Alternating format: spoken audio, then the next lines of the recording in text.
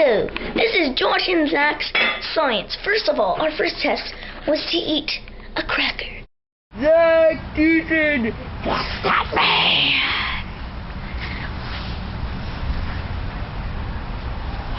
Let's get ready for this.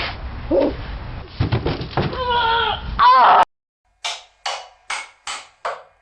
Joshy, what are you going to be when you grow up?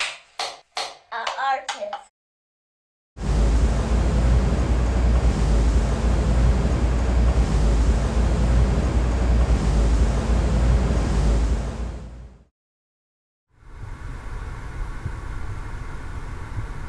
I have been in the car for 4.5 hours now,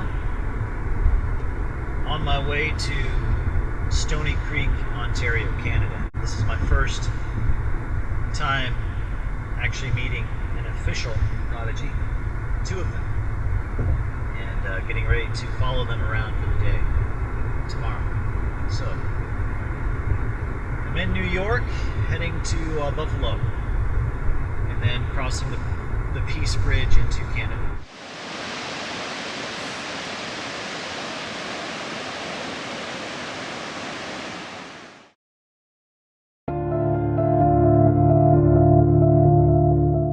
We were in southern Russia at the time, in the city of Krasnodar, which is about a 2-hour flight south. And Julie had a difficult pregnancy. And I'd say every 2 months she was flying up to Moscow because of things. And then the last 2 months, we were kind of stuck in Moscow because of her pregnancy. I had a lot of preterm labor, so I had a lot of complications, and eventually the doctors in Moscow said, no more flying, you need to stay here until the baby's born. So we were living at a guest apartment that our mission owned in Moscow and waiting for Josh's arrival. At the guest apartment, we started receiving some strange phone calls, and it became more and more disturbing. It seemed that our phones were being tapped and we were being watched as we came and went from the apartment. The morning that the incident happened, Doug was supposed to be out running some business errands, but he had to stay in because he had to wait for a FedEx. Hey Julie, I was thinking that courier is going to be coming for Tony's letter of invitation.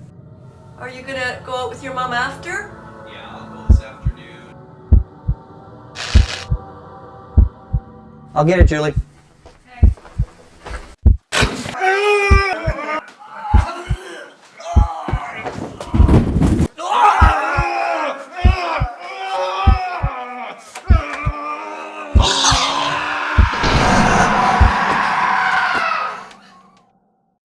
It was just amazing how I was able to slam the door, and there was a blood-curdling scream because 3 of his fingers got caught in the door, and as it slammed, the 3 rubber gloves fingers fell on the inside. It was something just really supernatural, I think, that got the door shut, because clearly Doug was losing this battle because he was caught totally unaware by this intruder.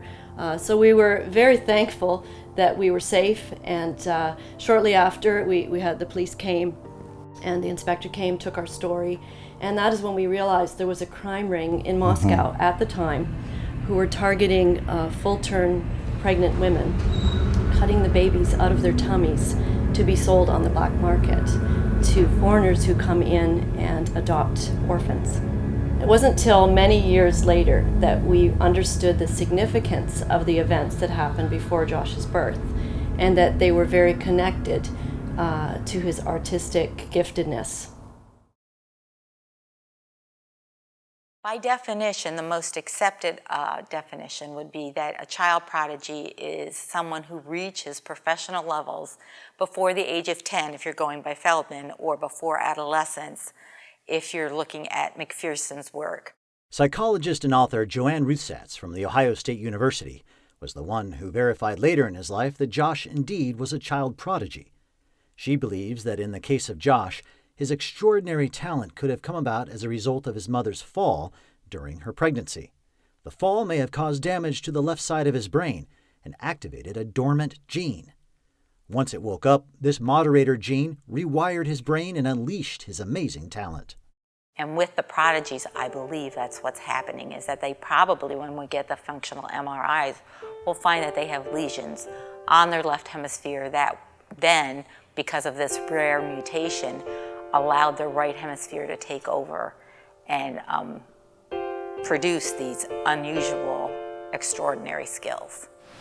You may have heard of stories of people who suffered head trauma and as a result became proficient at one skill or another, like the man who dove into a pool, hit his head on the bottom, and not long afterwards was able to play the piano masterfully without ever having to take a single lesson. Here's what some experts have to say about this phenomenon.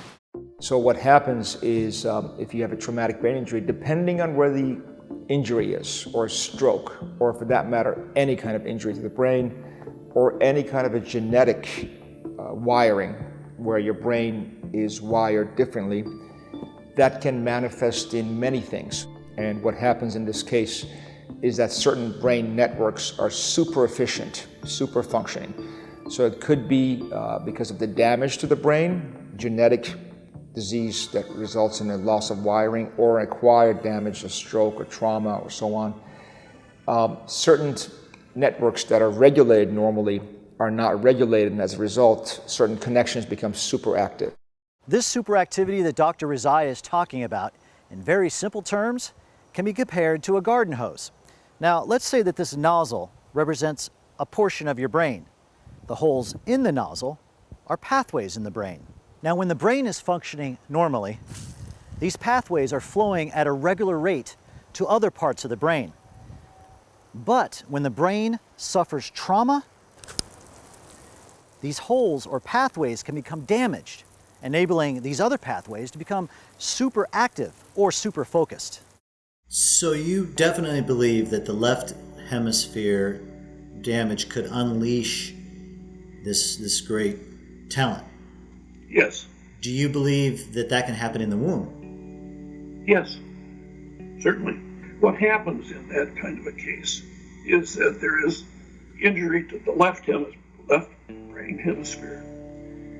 There is recruitment of right hemisphere cortex that's undamaged. There is rewiring to that undamaged cortical tissue, and there is the release of dormant potential. When the brain is injured, it can respond in lots of different ways. And we think of brain injury as always bad, but there are rare circumstances where it's as though it shakes loose a special ability in the brain. There's a compensation for the injury, and one way the brain might compensate is to build up skills in another area. So there are these rare cases where following a head injury or brain damage of some sort, it in a sense liberates these special skills. Let me stop you right there, Doctor. Just while we're on that subject, what then would you say to those incidences where, and I know Dr. Rusatz has a few of these, where they suffer some type of trauma to the brain and they lose consciousness and they wake up and they begin playing the piano or musically inclined, just exceptional performer, but they didn't have this length of time that you're talking about. What do you do in that situation? There are now some well-documented examples of people who have had stroke or some kind of brain trauma who have gone from being not even interested in a particular field, who become interested in a particular field, and who put enormous efforts and are very devoted to the field when this happens. Nobody really knows how that works. Would it be fair to say then, in your estimation, that maybe this person had a predisposition for this prodigy, but it took a trauma to release it at a later time, along with the practice? Very likely. Here's Joshy and Zac. Blackboard! Oh, you're going to draw Mummy. These are little things you draw on, and you have to do it. Yeah. And I did Grandpa. Looks like Grandpa because he has a rectangle head. At an early age, it was obvious to Josh's parents that he had an unusual eye for detail. They said that before he can even speak, Josh would stand in his crib and point to things in the room that had been moved around, noticing even the smallest of details. It wasn't until a few years later that Josh's aptitude for art began to reveal itself. Josh had a nanny. She was somebody who would do some artwork with him every day. And when they would come home, Julie would say, in Canada, we like to let the children do the artwork by themselves.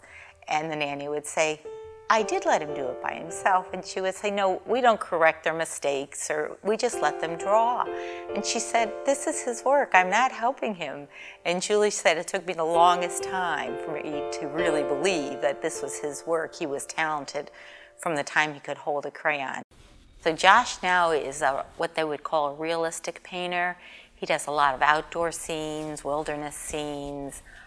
His talent grows. Every time I see him, you can see the progress. His art is selling for thousands of dollars at this point in time. And he's just really high school age. I think he's 18 or 19 at this point in time.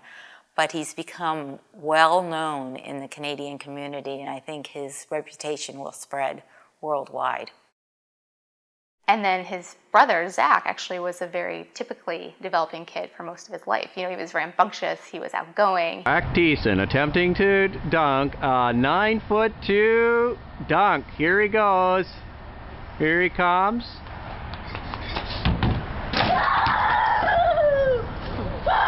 He was the center of every, social event. And when he was, I believe when he was 13, he was in a church basement at a youth group event. And afterwards, he was doing this daredevil stunt with his friends where they were trying to jump over these big cardboard boxes.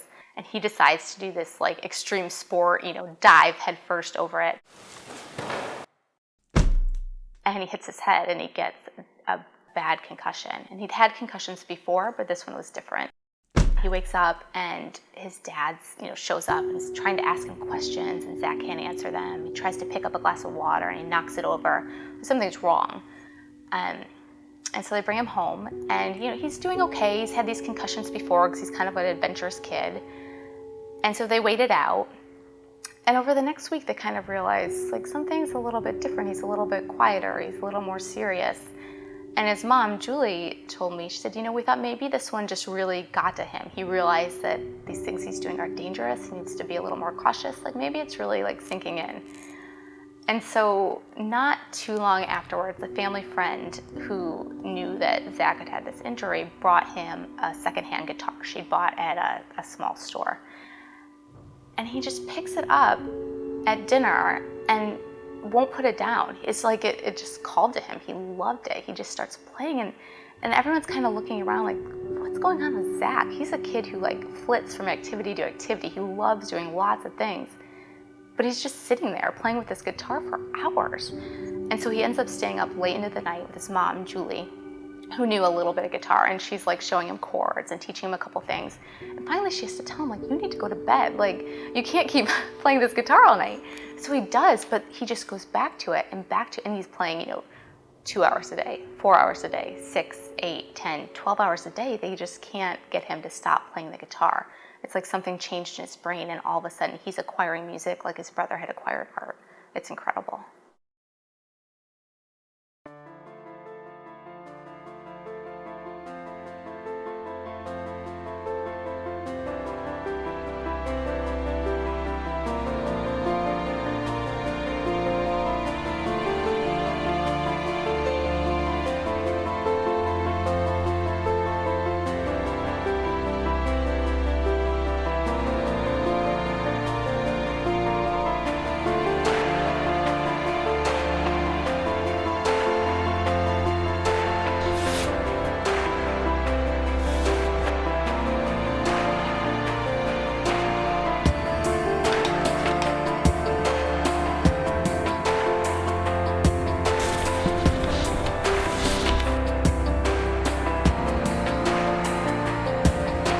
I really love peeling paint and old wood and texture. I was hiking on the Bruce Trail, which is close by, and at the end of the trail I saw this old basketball net, and that kind of started the first idea for maybe doing a painting. with the whole panel shaped as a backboard. As you can see, it's a little ironic, peeling paint with paint. I just have this strange fixation. I love shadows. How long did it take you to do that one? This one took at least over 300 hours. And it looks like I want to peel that off, but that's flat. Yeah, like I've had people try to scratch off the paint on my paintings and try to actually touch it. Bad for several reasons. Yeah.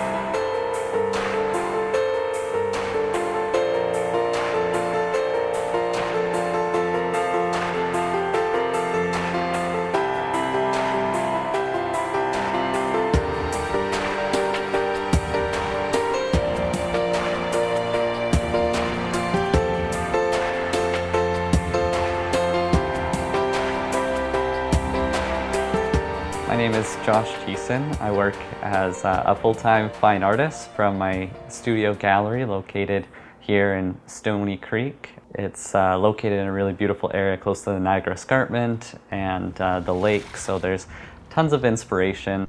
To be honest, even though art's become a full-time career for me, it's never really seemed like it's been a job for me. It's always been pure joy for me to sit down and work at my art.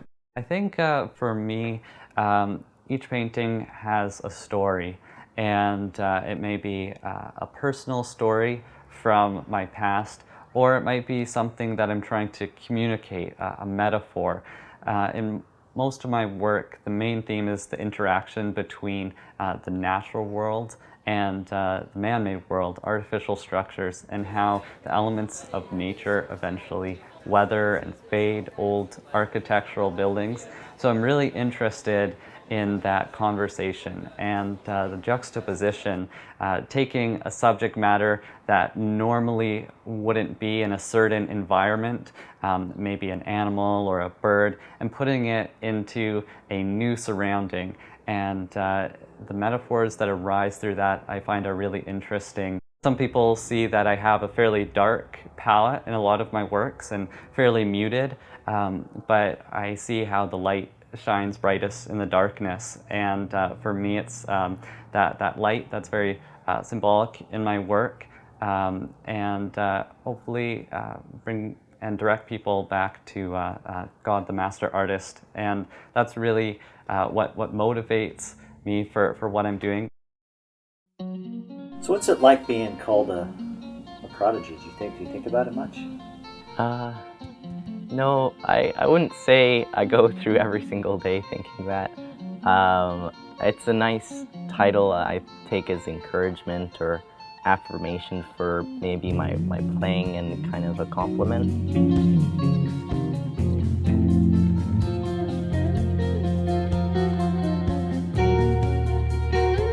I think it's neat to be given that kind of reassurance that maybe there is something there, but I take it just as I'm the same person each day. I go in and play here in my studio. It's just a constant kind of goal of mine, just to grow, and just because there's a label on me doesn't mean I'm going to stop. I'm still going to be the same person that I am, and just go for my goals that I set for myself. Unfortunately for myself, being called a prodigy has actually brought a lot of negative connotations. It unfortunately comes off as other people think it's kind of I'm cocky or arrogant, or I've placed that kind of title on myself where I've actually done nothing of that sort. It's like you're this amazing gift from God, like people say. Like they kind of just joke that you're something special, and I think everyone's special. It's just that this has been affirmed to Josh and I think we just embrace it, we roll with it, but I believe everyone has their talent and their gifts that they can use no matter if they're a genius or a prodigy or stand out from the crowd. Everyone's gifted in every capacity.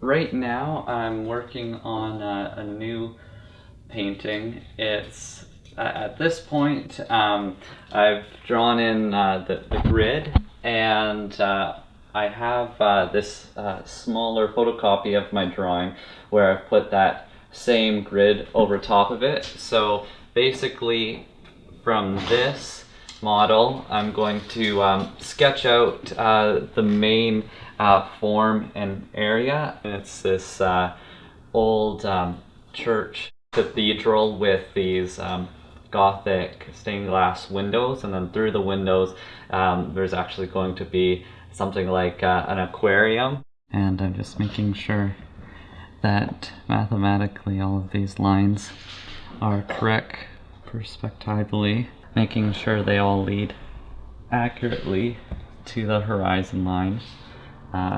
It's kind of interesting because math was never my strong suit growing up, but yet neither was mine, so that's why I'm doing what I'm doing right now. I know, yeah.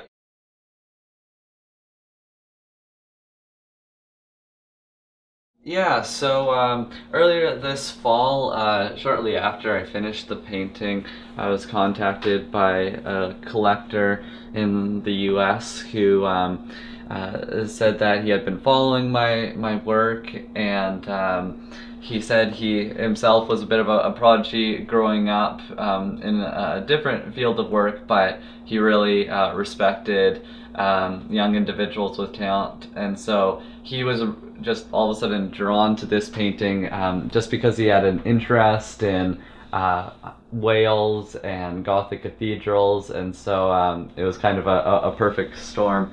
And so he purchased the painting and we shipped it off to him. After I turned off the camera, I asked him which state the painting ended up in. He told me he sold it to someone who lived in Ohio. Now, out of all the places in the world that painting could have been delivered to, it landed at an exotic car dealership just a few miles from where I lived. Of course, I had to go see how Whale Him turned out, but it took more than a year to make the visit. And literally one day I said, I'm going to Google him. I want one of those paintings. And he happened to have painted the whale and the church. And at the time of that, I was designing a house for myself in Colorado in the form of a church. So I thought that was sort of strange how that fit together. So I contacted him, assuming the painting would have been sold, and it wasn't, so I bought it. When you got the painting, you received it and you opened it up and you took a look at it in person, what was your thought? It's as good in person as in picture, if that makes any sense. And a lot of times when you buy something sight unseen, when you open it, you're like, oh, gee, the photograph was a lot better than the reality. I think the reality in this case is better than the photograph. His attention to details is astonishing.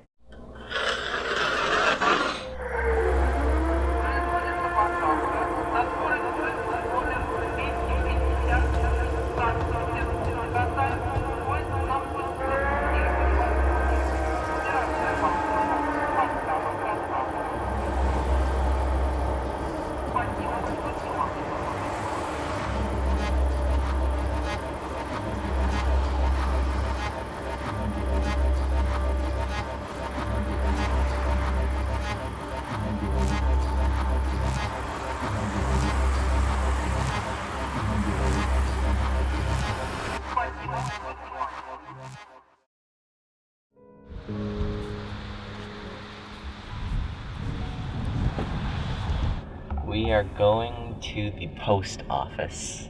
I did a CD giveaway, so that is getting shipped to Brazil. I chose a winner of a kind of like a CD anniversary. It came out 2 years ago, my first EP, Courage. So as a kind of celebration, I thought, why not? It's the Christmas season of giving. I thought of giving one away. Yeah, so this is downtown Stony Creek. Kind of quaint, and just kind of a quiet town. Nothing too crazy. I'll just lock it here when I get into the door.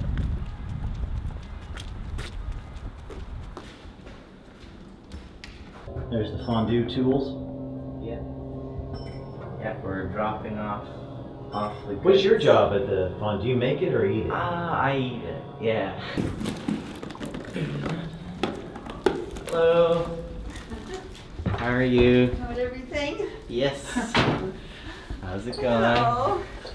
Yeah, all the Okay, do you want to carry that all in and just put it, I guess, in the kitchen? Oh, great. Good. Okay, now I got all the boxes to take. Oh, for... Hello. Hello. I'm just following. Now, do you like shortbread cookies, Joe? Do I like what? Homemade shortbread cookies. Oh, you betcha. Well, I'll give you some to take back to your hotel. All right, so I've got to get this on. Josh. Yeah. What are you doing? Wasn't this painting already framed? What are you doing to it? Well, it wasn't quite finished because there were still some things I needed to go back to and fix. Oh wait, yeah. Let me see if I can figure that out. Yeah, I mean to the average eye. Oh, was it somewhere in here? It's the shadows from these posts. That's what I thought. Yeah, They're they're crooked. They just where they land on the front porch of this building. They needed to be more accurate. They're a little off. It was kind of bugging me. Yeah, there's a few other things I have to do as well, like the grass. I think the color's a little bit too orangey on the left side. I would take a piece of paper and show him how it should be done, and he would then go ahead and work on his piece. And as I say, I've been very proud not to have touched any of his work at all. It's all his own right from the beginning. Local wildlife and pet portrait artist Valerie Jones discovered Josh as a 9-year-old budding artist. She was instrumental in encouraging him to pursue his artistic gift and passed on her skills in chalk pastel and painting.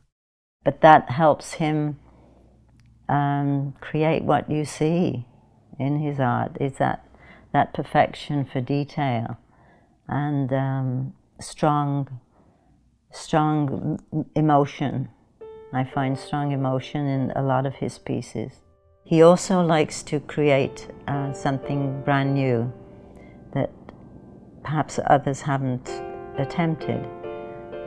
And it's all from his own head, his own thoughts, and a lot of it's from his heart. I know that for sure. Judy Major Girardin was another influential mentor in Josh's life. Even though she taught art at a university, she told his parents that Josh shouldn't worry about going to art school. She said his art was already so advanced that there was no need for a school to teach him. I think the thing that always struck me with Josh from the very beginning was how advanced he was in his thinking about where he was in his art career. Very motivated, very committed, very passionate, well beyond his years. He was 15 when I met him.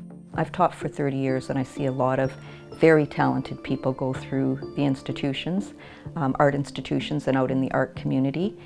But longevity is something that takes, you know, a real kind of soul commitment, something that you make your life and make as automatic as breathing. And I think Josh certainly has that magic ingredient.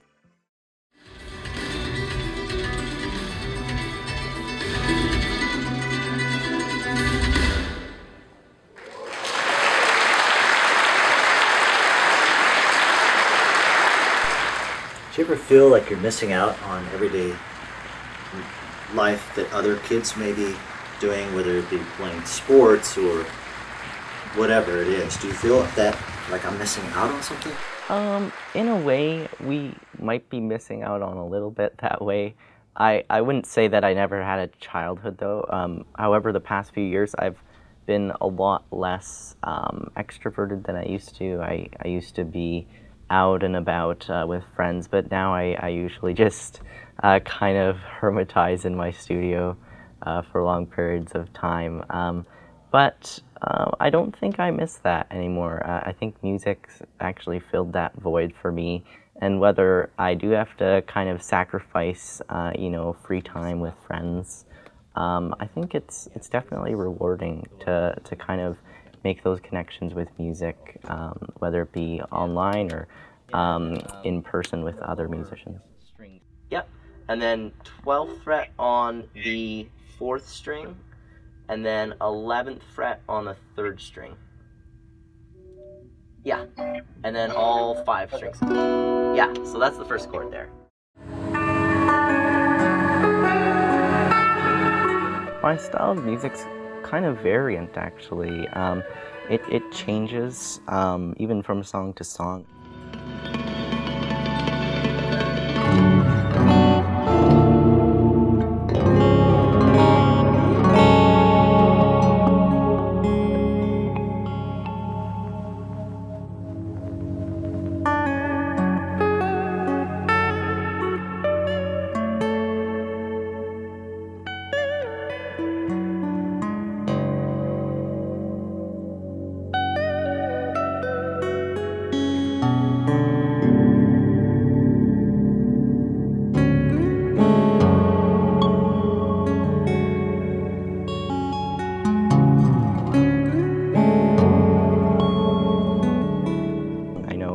One song I decided to study up on Japanese music history and experiment with emulating a koto harp, but on the 8th string.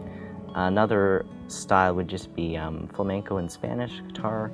Also jazz is quite prominent, and also a mixture of what's called progressive metal. So fusing a couple different styles together to kind of make a less heavy sound, but more of an experimental sound.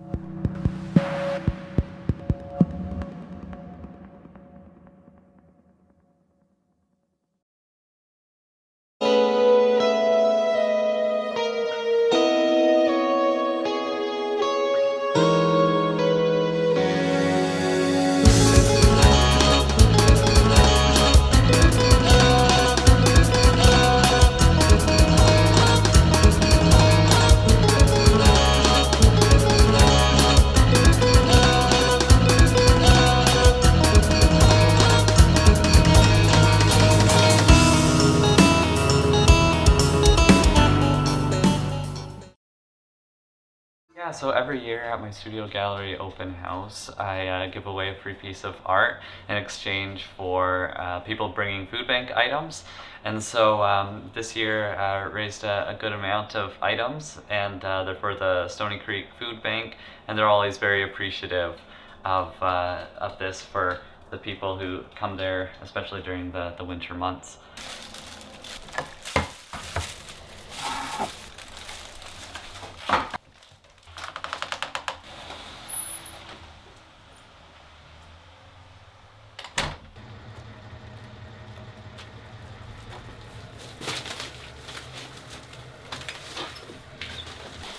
So is this a pretty busy season for you guys? Right now we're in a lull.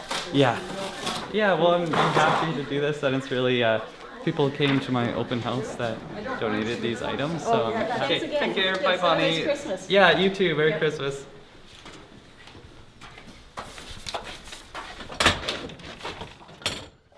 Since Zac has an eggophobia, and he doesn't like eggs at all, kind of scared of them, I'm going to do this fat test on my own. So the thing with this fat test, we want to see if the egg yolk in this egg has fat in it. I'm going to leave it for a bit there and see if eggs have fat in them. Are you sure that they won't catch on fire? We have to kind of push ourselves out the door, else it would just be like holed up in the house like two little hermits. So Yeah, you're up in your studio and I'm way downstairs in mine, kind of separate worlds, basically. Yeah, So. we need to come up for air every now and again. But it's interesting. Our relationship. We're very close, and I think because there's only a year apart from us, we're able to be very closely connected. Yeah, so you and your brother get along pretty well, right? Yeah. Well, we have our moments. Moments. Tell me what has been your latest moment? Our latest moment. The most recent moment that you've had with your brother. Go easy. Oh, I mean, little moments with him here and there of him wanting to borrow my clothes and my bow ties, and he was wearing a bow tie this morning. Yeah, that was that one yours? of mine. Yeah. Did you have an issue with that? Yeah, he'd kill me if you heard this, but he could use that one. You guys give each other a nice brother hug? I love you. That's nice. Good night.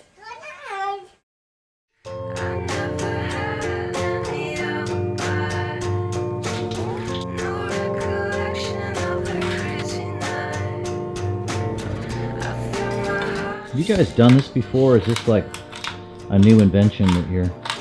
No, we've done it. Yeah, we do this quite regularly. Hey, good job.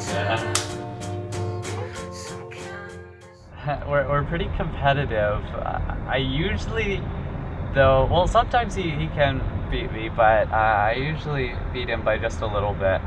I'm usually the more aggressive player, and he's more defensive. But yeah, I can remember a time a couple of years ago. I think he threw the paddle at me, and then the paddle broke. And speaking of best, who is the best? Depends which day, I think. Actually. Well, today is Tuesday. Does that matter? Are you better on Tuesdays or Wednesdays? I don't know. Because tomorrow... I think I've been beating you lately, though.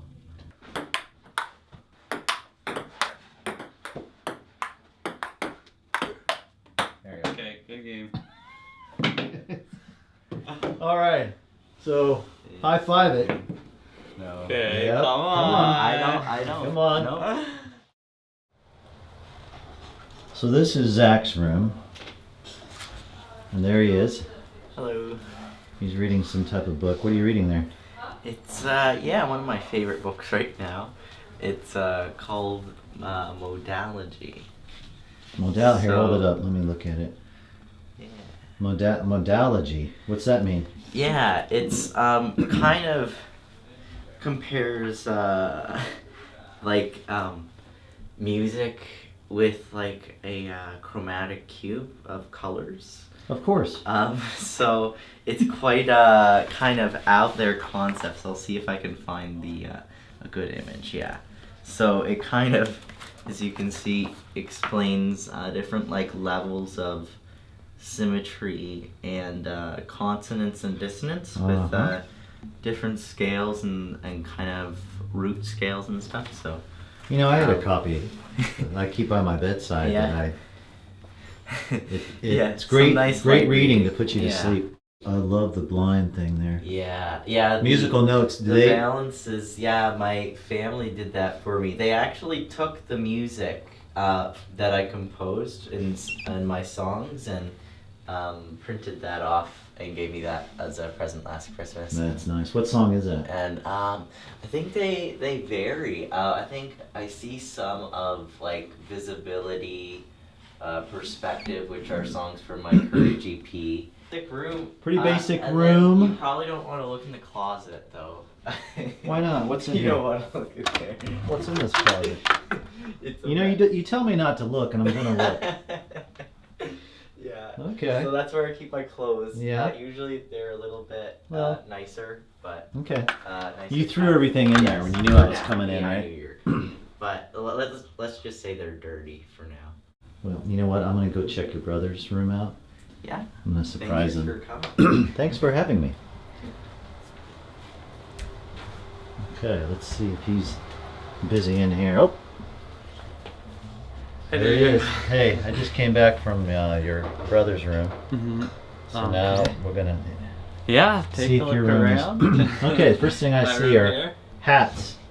Yeah, these are some of my hats that I've collected over the years, different patterns. I see somebody on the wall. Oh, wait, look just like him. Kind of move your head and checking out what you read, because your brother reads some modalagogy book or something. Beauty will save the world. Yeah, I like to read philosophy books, art history, art theory. Relevant. This is The Art of Color, which is a classic, kind of a scientific understanding. Now, excuse me, but yes. When I was growing up, I did not have things systematically spaced evenly apart like that. Yes. Is that normal for you? Sometimes, yeah.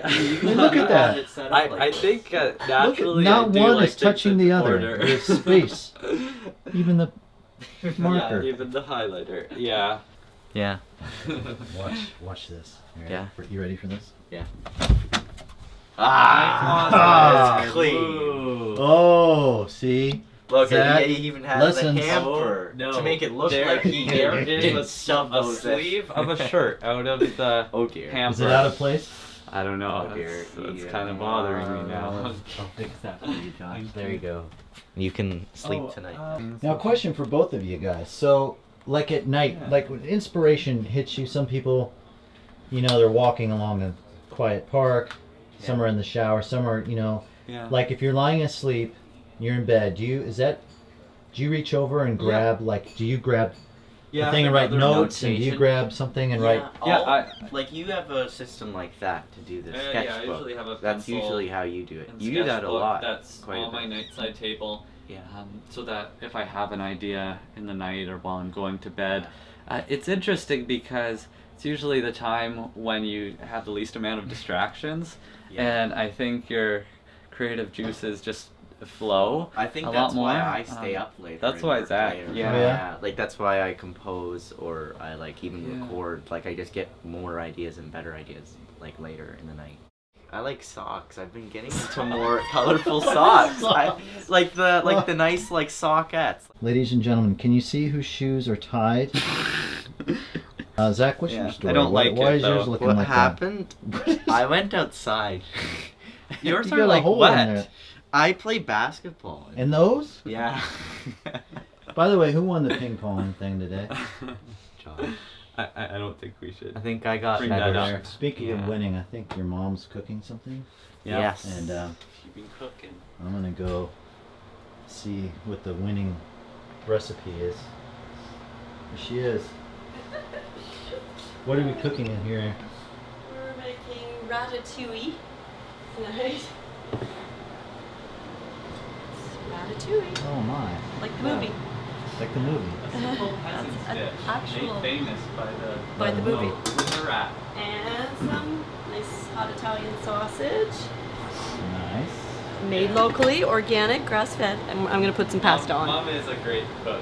Yeah, we always rave Seems like about every her time I meals. have the camera on, she's cooking. Excelente. I enjoy it. Yeah. Excelente.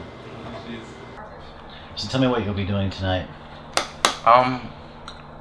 I play at my church, Bethany Community Church. We have 3 weekend services, so I'll be on the worship team playing guitar. And I really like that. It really keeps me focused and grounded in my spiritual faith. So when I play on the worship team, I try to come up with some of my own stuff so that it challenges me, but it also just adds a different kind of aspect and sound to the team.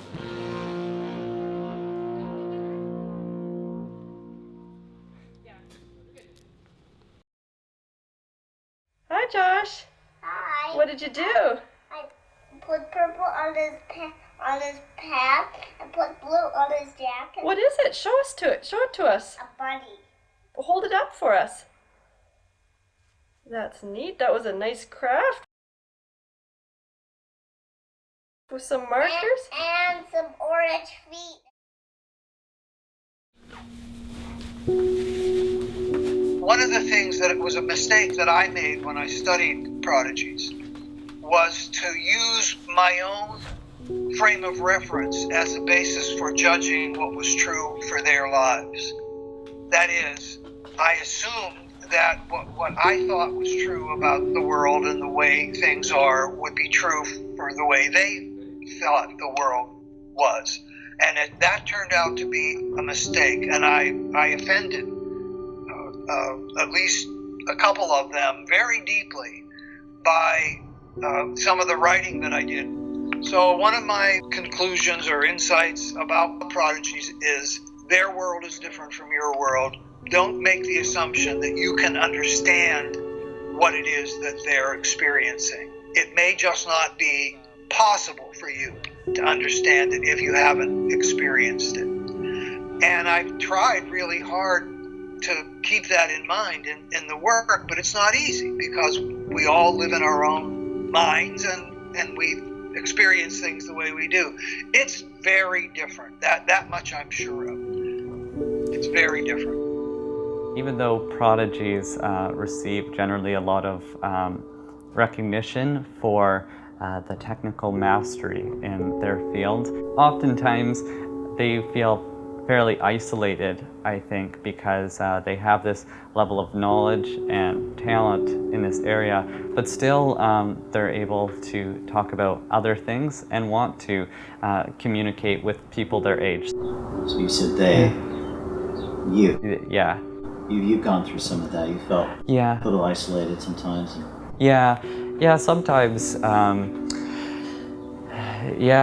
At times I felt that it's just harder to communicate with people my age. I tend to try to go fairly deep on various topics and discussions, and sometimes people see the prodigiousness as sort of this guard that I have up, and that I'm not an approachable person, but I really am, and sometimes I've felt maybe a little bit isolated or a little bit lonely relationally with kids my age, but hopefully they'll see that when they do converse with me, that I enjoy talking about things on a variety of levels and just meeting them where they are, and that I'm in many ways do normal things that teenagers do.